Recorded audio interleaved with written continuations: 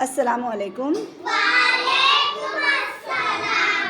बच्चों, हम एक गेम खेलने वाले हैं। यहाँ टेबल पर बहुत सारी चीज़ें रखी है। मैं जिस चीज़ का नाम लूँगी वो चीज़ आपको उठानी है। जिसके पास सबसे ज़्यादा चीज़ें होंगी वो जीत जाएगा। इस गेम के लिए एक तरफ है मायशा और दूसरी तरफ है नायरा। मायशा और Naira, are you ready? Okay, तो चलिए गेम को शुरू करते हैं। Chalk, compass, mango chocolate, coffee chocolate, green pencil, eraser, सीटी, स्केच पेन, पेंसिल,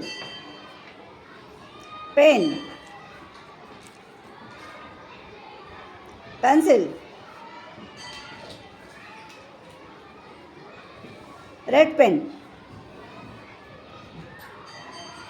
गिनो, मायशा के पास कितने हैं? 1, 2, 3, 4, 5 और नायरा के पास? 1, 2, 3, 4, 5, 6। कौन जीत गया? नायरा। तो नायरा के लिए क्लैप करो।